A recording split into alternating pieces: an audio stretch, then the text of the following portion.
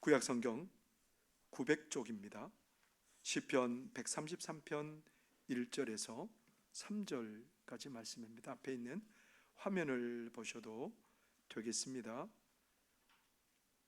구약성경 900쪽입니다. 시편 133편 1절에서 3절까지 말씀입니다. 앞에 있는 화면을 보셔도 되겠습니다. 시편 133편 1절에서 3절까지 말씀입니다.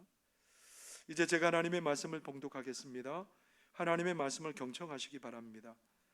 보라, 형제가 연합하여 동거함이 어찌 그리 선하고 아름다운고, 머리에 있는 보배로운 기름이 수염 곧 아론의 수염이 흘러서 그의 옷깃까지 내린 같고, 헐몬의 이슬이 시온의 산들에 내린 같도다.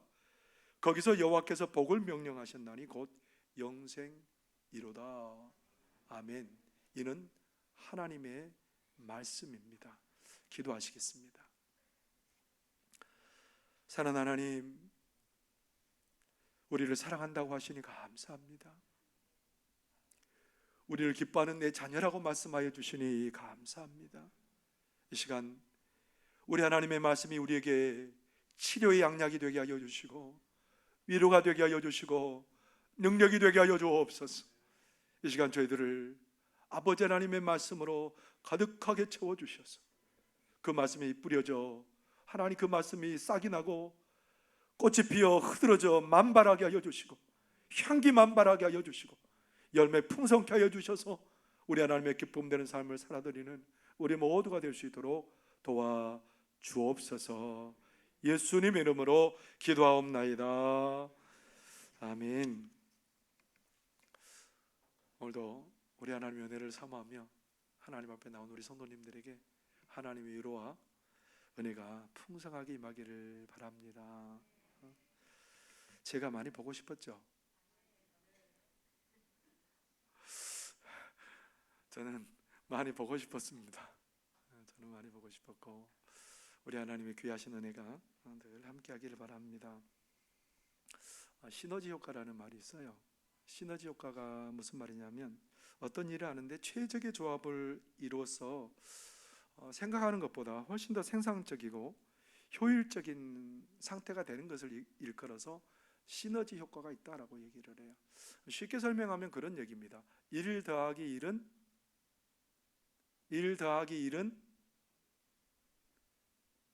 2잖아요. 제가 뭐 다른 말 할 줄 알았습니까? 1 더하기 1은 2. 그런데 이 시너지 효과라는 말은 우리가 산술적으로 하면 1 더하기 1은 2인데 1 더하기 1이 5도 되고 10도 되는 그런 효과를 일컬어서 시너지 효과라고 그렇게 얘기를 하는 겁니다. 중학교 다닐 때 친구들과 함께 축구팀을 2팀 만들었습니다. 하나는 A팀, 하나는 B팀인데요, A팀에는 축구를 꽤 하는 친구들이 모였어요.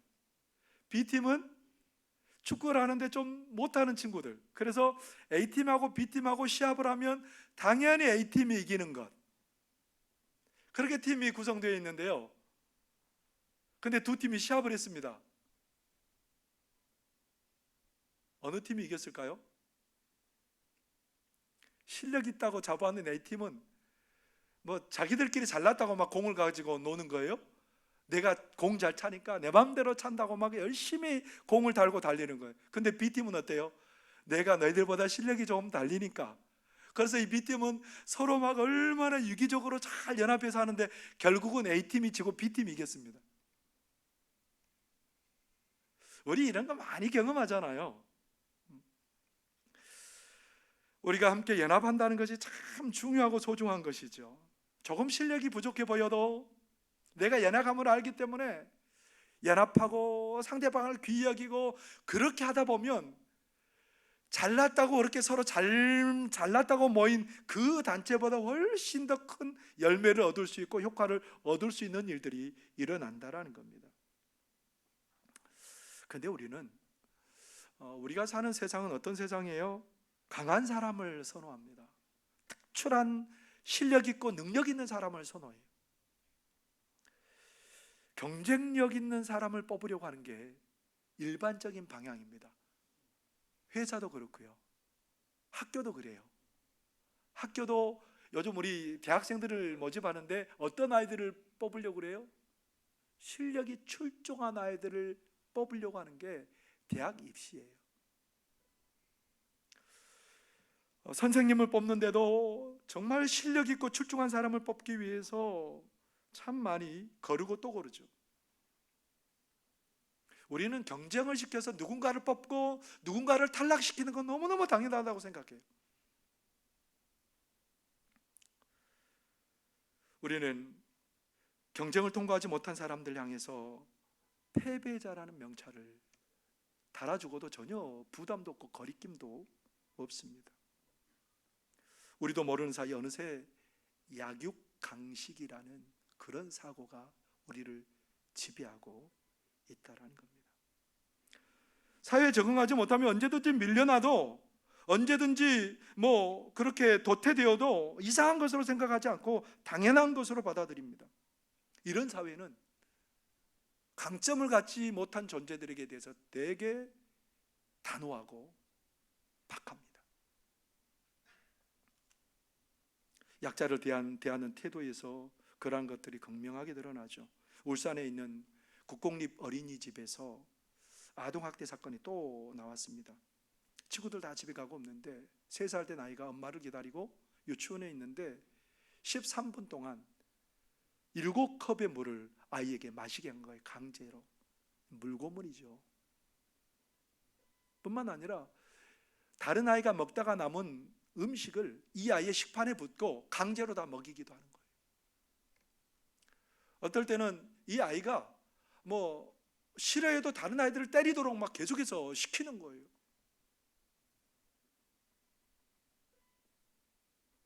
의사 선생님들의 말에 의하면 아이들은 원래 그 몸에 수분을 많이 갖고 있지 않답니다. 그런데 그런 아이들에게 물을 많이 먹이면 그 물이 나중에 뇌세포까지 올라가가지고 이 아이가 경련을 일으키고 목숨이 위험해지는 그런 지경에까지 이르른다고 합니다. 울산 남구청은 이 아이를 학대한 교사에게 정직 2개월, 그리고 원장에게는 정직 3개월을 내렸습니다. 처분을 했는데요, 여론이 들끓자 이 아이를 학대한 교사에게 정직 2년의 처분을 내렸답니다. 참 이 세상이 이렇게 이래요. 차별이 심하고요, 구별하는 게 심하고요, 능력 있는 사람만 살아남아야 된다라는 그런 논리가 우리가 살아가는 세상에 가득해요. 좀 바꿔보기를 원하는데 참 어려워요. 마음은 있는데 잘 되지 않습니다. 그러나 전혀 불가능한 것도 아니죠. 밥온달 장군과 평강공주, 우리가 참 재밌게 들었던 그런 얘기잖아요. 온달은 유명한 바보였습니다. 바보로 소문난 만큼 바보였는데 이 고구려의 평원왕의 딸인 평강공주는 참 잘 울어요. 그러니까 이 평원왕이 애가 울 때마다 뭐라 말하자면, 야, 너 울면 온달에게 시집 보낸다고 그런 거예요. 아이가 울음 그치게 하려고 온달에게 시집 보낸다고 계속해서 이 아이의 귀에 그냥 그렇게 계속해서 들려주는 거예요. 아이가 시집 갈 때가 됐습니다. 좋은 가문에 훌륭한 남자를 배필로 정해서 너 거기에 시집가라 그러니까, 아버지 무슨 말씀입니까? 평민도 아니고 임금님이 한 입으로 두 말 하시면 되겠습니까? 저의 짝은 온달이라고 얘기해 주셔놓고 왜 다른 곳으로 시집가라 그럽니까? 그래서 온달한테 시집간다고 막 우기는 거예요. 저는 온달밖에 없습니다. 온달님이 내 남편입니다. 그래서 너무 우기니까 아버지가 속이 터져서 궁궐에서 내쫓아 버렸습니다. 평강공주를. 이 평강공주가 그러니까 자기가 가진 보석을 가지고 집을 나가 버렸어요. 어디로 갔냐면 온달네 집으로 갔습니다. 온달네 집으로 갔더니 바보 온달은 식량을 구하려고 산에 갔습니다. 느릅나무 껍질을 구해서 연명하려고 그 껍질을 벗기러 가고 그 노모가 있는데 눈이 어두워서 안 보이는 거예요. 그 노모의 손을 잡고 제가 온달님의 아내가 되려고 왔습니다. 그러니까 이 노모가 하는 말이, 제가 손도 만져보고 냄새를 맡아보니까 그냥 평범한 사람은 아닌 것 같은데 우리 온달의 배필로는 가당치 않습니다. 집에 가세요. 평강공주는 그런 그 온달 어머니의 만류에도 불구하고 온달이 산에 그 누릅나무 껍질 벗기러 간 산에 밑에 가서 기다리고 있어요. 온달이 내려오는데 내가 당신의 아내 되려고 왔다 그러니까 온달이 깜짝 놀래가지고 너가 여우냐 귀신이냐 가라 막 소리를 지릅니다. 나중에 집에까지 따라와서 그런 자초지종을 다 얘기를 해요. 사실 내가 이래서 아내가 데려왔다고. 폐물을 팔아가지고 그 보석을 팔아가지고 생계를 유지하고요, 왕궁에서 버리다시피 한 그런 비루한 말을 사가지고 명마로 만들어요.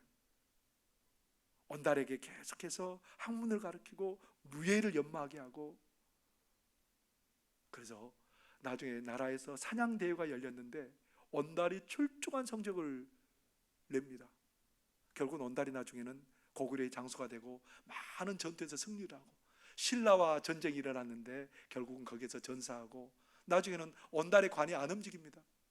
평강공주 와가지고 남군님 가시자고, 그렇게 해서 그 관이 움직여서 장례를 지냈다라는 그런 일화는 참 유명하잖아요. 여러분, 평강공주가 이해가 되세요? 저는 이해가 안 돼요. 한 나라의 공주 정도 되면 얼마든지 고르고 또 골라서 가장 귀한 가정을 이룰 수 있어요. 최고의 남편, 최고의 가정을 이룰 수 있는데 평강공주는 아니에요. 최악의 선택을 한 거죠. 바보 아니에요? 그게 바보지 누가 바보예요? 최선의 삶을 통해서 평안의 삶을 누릴 수 있는데 그 삶을 뿌리친 거예요. 지혜 있고 능력 있고 예쁩니다. 얼마든지 누릴 수 있습니다. 그런데 사람들 사이에도 바보라고 소문난 온달에게 시집을 간 평강공주가 제정신이 아니죠. 바보죠. 그런데 오늘 우리는 이 바보를 통해서 놀라운 일이 일어난 것을 보게 됩니다. 이 바보 평강공주가 자기가 가진 지혜와 그 능력을 가지고 세상 제일의 바보인 온달을 가장 복되고 가치 있는 사람으로 만들었다는 겁니다. 세상은 강한 자, 능력 있는 자, 적응 잘하는 자를 인정하고 그런 자들만 그렇게 귀하게 여깁니다만, 오늘 세상에 평강공주 같은 바보 같은 사람을 세워서 세상에 복된 존재로 만드는 그런 사람인 겁니다. 세상은 차별이 많고 구별이 많고 강한 자만 인정하고 능력 있는 자만 인정하는 이 세상은 오늘 그런 바보들을 기다리고 있다라는 겁니다. 이스라엘 백성들, 하나님의 택한 백성인 이스라엘 백성들의 삶은 어땠을까요? 이스라엘 백성들은 원래 왕정이라는 제도가 있기 전에는 12지파가 연합해서 모여있는 그런 지파 동맹체를 이루었던 나라가 이스라엘이에요. 그런데 이스라엘의 역사를 쭉 보면 그 시대가 사사시대거든요. 그리고 이제 사사시대를 지나서 사울이 임금이 되고 그리고 왕정을 지나가는데, 그 역사를 쭉 살펴보면 어떤 일이 벌어지냐면 굉장한 분쟁과 다툼과 알력이 그 지파들 가운데 가득한 것을 우리가 알 수 있어요. 사사기 6장에 보면 므낫세 지파의 사람인 기드온에게 하나님의 사자가 와가지고 너는 이스라엘 백성들을 구원해라 그렇게 얘기합니다.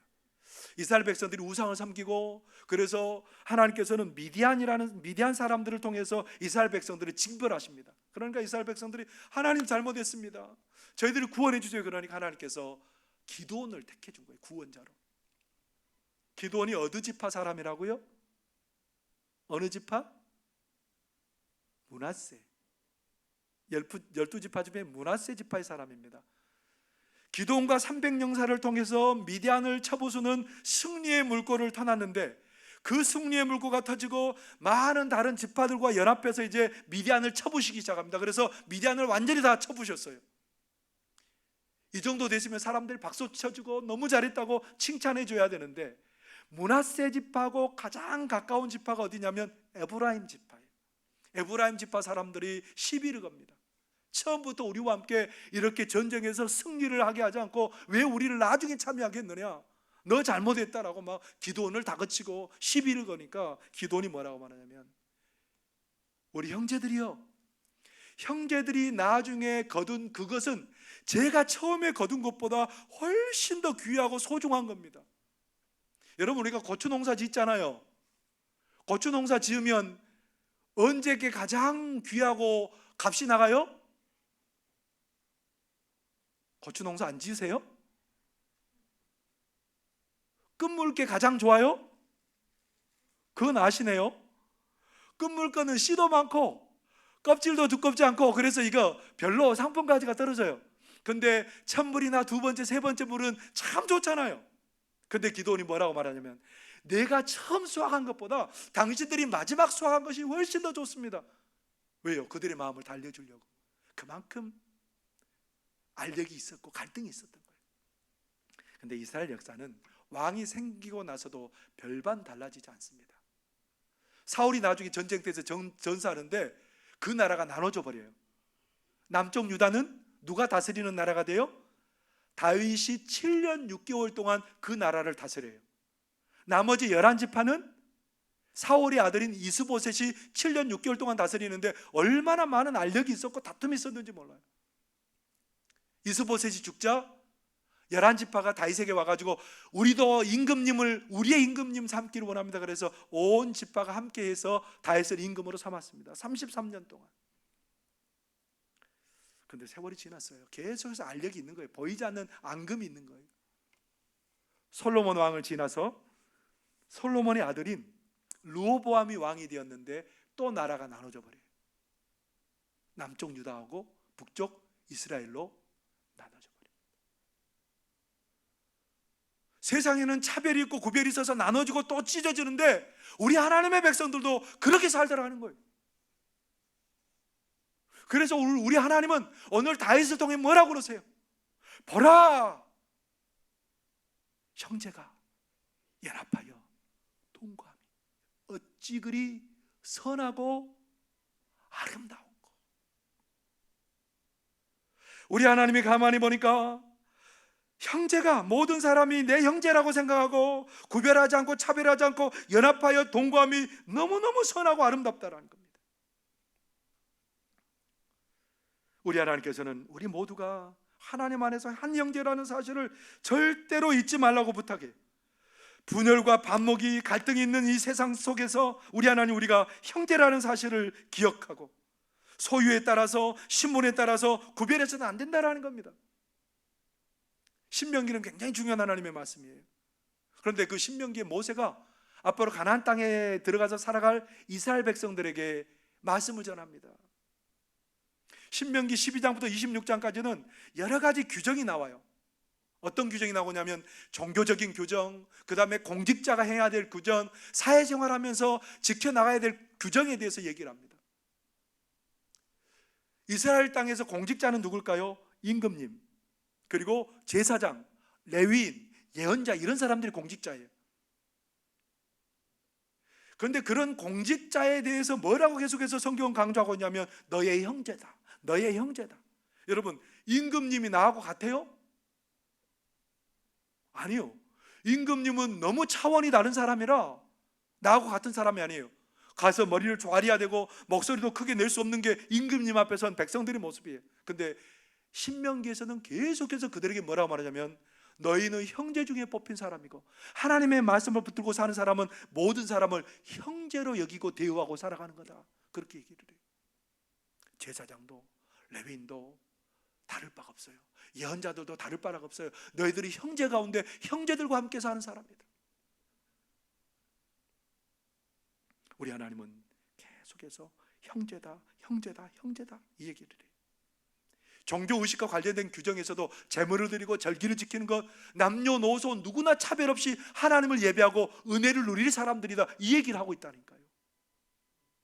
성경에서 계속해서 내려오고 또 내려온 건 뭐예요? 하나님은 차별하지 않는 사람이라는 거예요. 연합하여 동가기를 원하는 분이 우리 하나님이라는 거예요.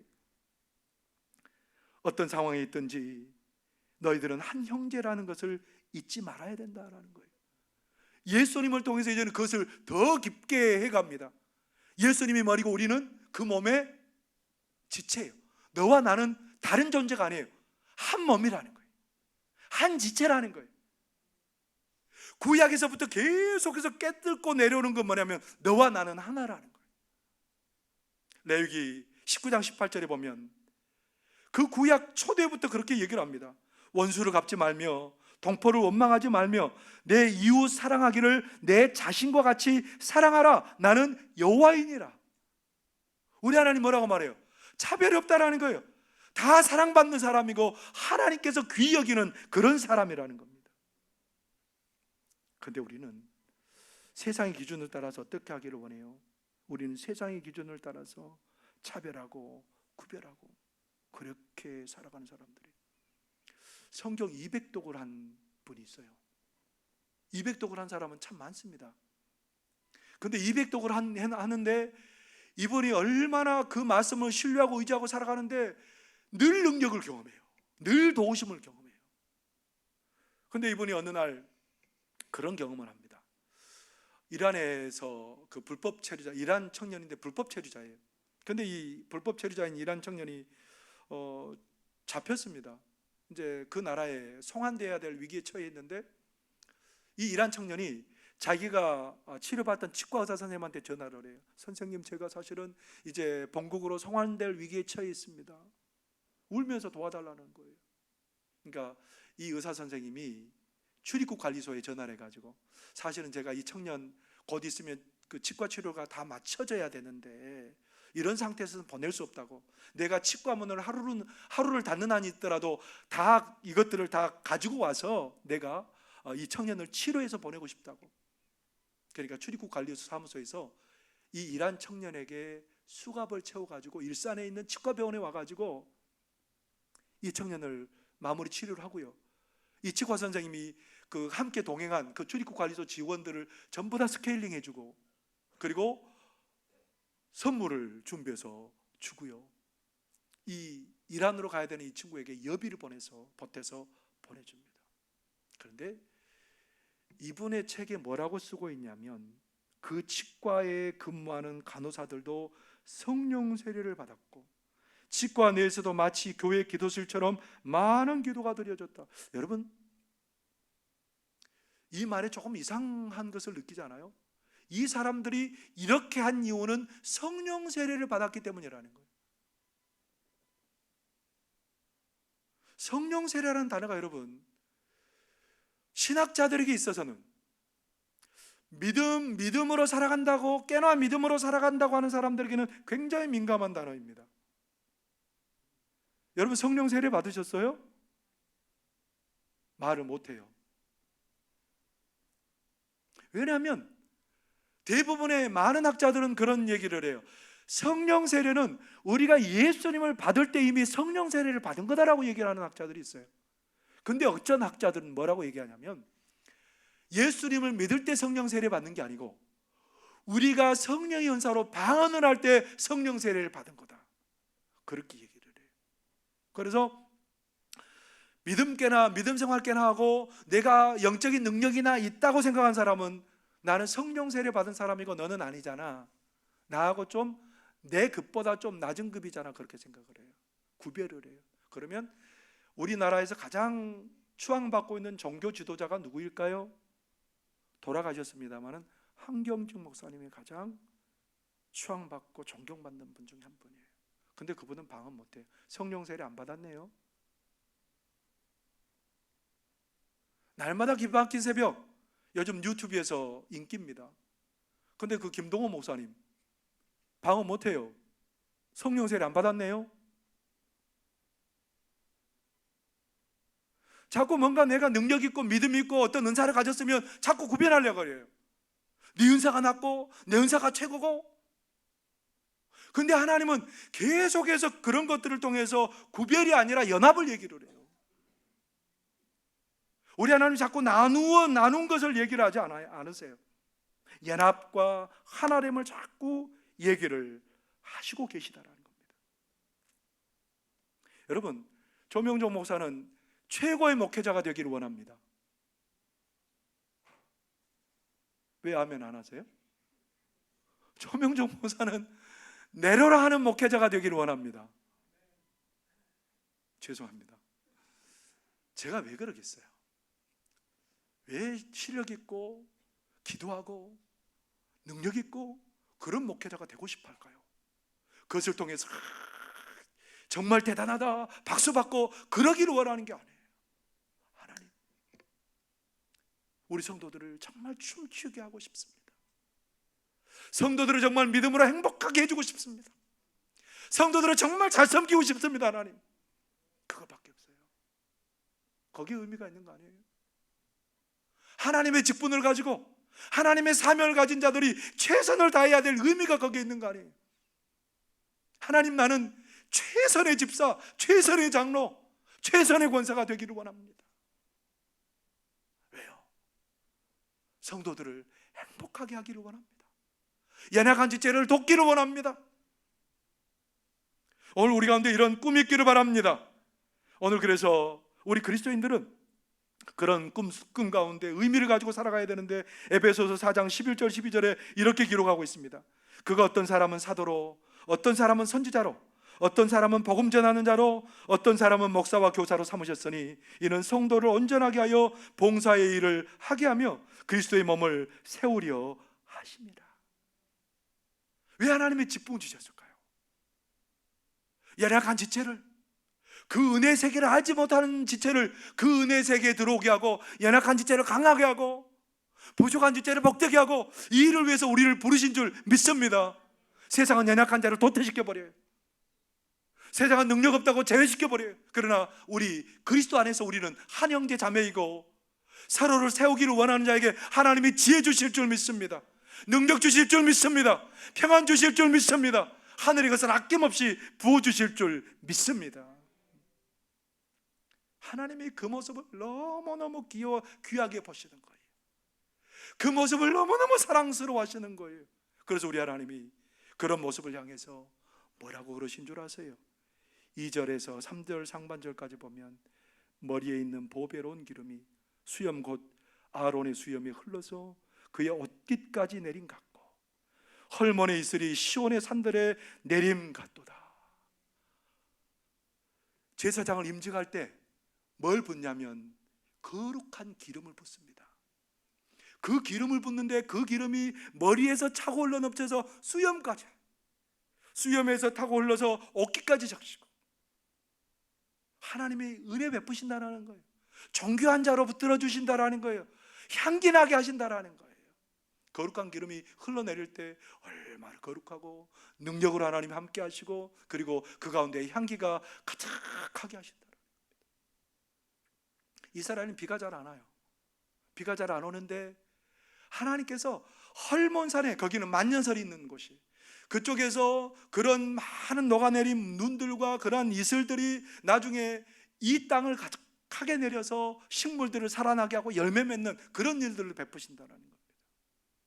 형제가 연합하고 서로 사랑하고 섬기기를 원하고 그런 심령들에게 하나님이 넘치는 은혜, 복된 은혜를 주실 줄 믿으시기를 바랍니다. 함께 연합하고 동거하는 것이 나만 복을 누리는 게 아니고 내가 돕는 그 사람도 복을 누리고 지역도 복을 누리는 역사가 일어나게 된다는 겁니다. 사도행전 9장에 보면 다비다라는 여제자라고 기록되고 있어요. 예수님을 따르는 제자인 거죠. 예수님의 삶대로 살아가는 여자인 거죠. 근데 그분이 선을 많이 행하고 구제를 많이 베푸는데요, 병이 들었습니다. 병이 들어서 죽었어요. 그러니까 사람들이 그 다비다를 씻어서 다락 위에 뉘어놓고 자기 지역의 먼 곳에 있지 않는 옆바에 있는 베드로를 불렀습니다. 베드로 선생님, 빨리 오셔야 되겠습니다. 베드로가 와보니까 사람들이 막 둘러서서 울고 있는 거예요. 모든 과부를 위해서 옷을 짓고 속옷과 겉옷을 지어서 그들을 돌아보고 위에서 기도했던 다비다 옆에서 사람들이 막 눈물을 흘리고 있는 거예요. 여러분, 무시해도 되잖아요. 별로 관심 안 둬도 되잖아요. 그런데 이 다비다는 누구나 다 무시하고 관심 없을 수밖에 없는 그 사람들 향해서 온 정성을 다하고 온 사랑을 베풀었던 거죠. 베드로가 사람들을 다 내보내고 하나님 앞에 기도의 무릎을 꿇습니다. 하나님 도와주세요, 살려주세요. 그리고 나중에 기도가 끝난 다음에 그 시신을 향해서 외칩니다. 다비다야, 일어나라. 그러니까 다비다가 일어납니다. 살아나게 되었습니다. 우리 하나님께서는 내 지체를, 내 형제를, 연약한 자를 귀히 여기고 존중히 여기고 사랑하는 그 사람을 하나님 그냥 두시지 않을 줄 믿습니다. 죽음에서 생명의 세계를 경험하게 하고요, 도움을 받는 모든 사람들도 기적을 보게 되고요, 그 옆바에 살아가는 그 사람들이, 그 옆바에 그 룻다에 살아가는 그 사람들이 전부 다 하나님의 은혜를 경험하게 되었답니다. 그것이 소문나고, 그래서 많은 사람들이, 믿는 사람들이 더하게 되는 그런 귀한 일들이 일어나게 되었답니다. 모두가 다 복을 드리는 거죠. 사랑하는 성도 여러분, 코로나 시대에 참 불편합니다. 연약한 자들은 각자 서로 그냥 내 살기에 바쁩니다. 그러나 우리가 이제는 우리의 눈을 들어서 연약한 자들을 돌아보실 수 있기를 바랍니다. 나만 믿음 생활 잘하고 나만 믿음으로 굳게 서는 것이 아니고, 연약한 자들, 소외된 자들 돌아볼 때 하나님께서 은혜 베푸시고 능력 주실 줄 믿습니다. 코로나 시대에 5명 이상 못 모이라면서요, 누군가 와서 얘기하는 것도 부담스러운 그런 시대를 살고 있습니다. 그러나 하나님은 그런 시대를 살아가는 우리에게 그 사람과 우리는 떨어져야 되는 사람이 아니고 하나이다라는 거예요. 한 지체라는 거예요. 여러분, 이 어려운 시대에 연약한 자들을 오히려 돌아보고 힘든 자들을 돌아보고 함께 믿음의 길을 걸어가는 그런 사람들이 되시기를 바랍니다.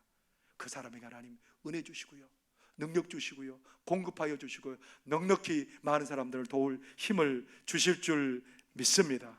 코로나 시대에 우리가 잊지 않아야 될 한 가지, 그거는 너는 나라는 거예요. 우리 교회 온 성도들은 내 한 몸이고 내 지체라는 그 의식들을 올 1년 동안 꼭 붙들고 살아가는, 그래서 그들을 위해서 기도하고 축복하고 살아가는 그런 저와 여러분의 삶이 되시기를 바랍니다. 기도하겠습니다. 사랑하신 하나님 아버지, 고맙고 감사합니다. 세상은 연약한 자, 부족한 자 다 하나님 아버지 버려버리고 패자라는 의식을 씌워주지만, 그러나 우리 하나님께서는 연약한 지체를 귀하게 여기는 줄 믿습니다. 그를 돕는 자를 복 주실 줄 믿습니다.